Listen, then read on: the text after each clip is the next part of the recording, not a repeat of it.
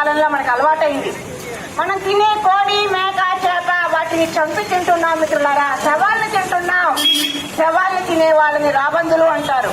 మనం మానవత్వం ఉన్న మనుషులమా, రాబందులమా అని ఒక్కసారి ఆలోచించండి.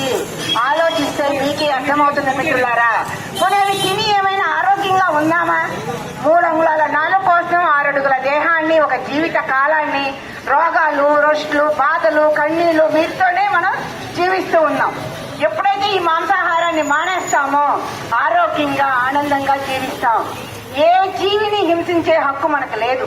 తెలియక తింటున్నాం. ఆది మానవుడి కాలంలో ఆహార పదార్థాలు లేని సమయంలో అలవాటైంది మనకి. ఈ రోజు హైటెక్ యుగంలో ఉన్నాం. ఆది మానవుడి స్థితి నుంచి హైటెక్ యుగం దాకా ఎదిగాం.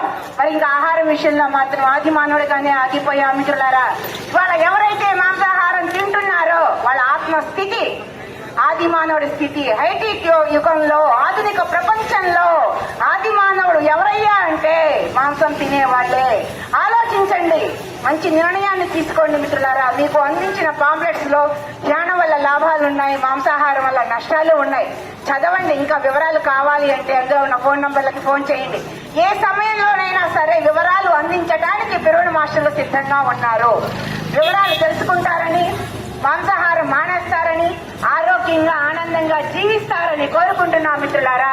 ఈ వెనుక అర్థం, పరమార్థం ఏమై ఉంటుందో ఒక్కసారి ఆలోచించి పాంప్లెట్ చదువుతారని కోరుకుంటున్నా మిత్రులారా. Thank you.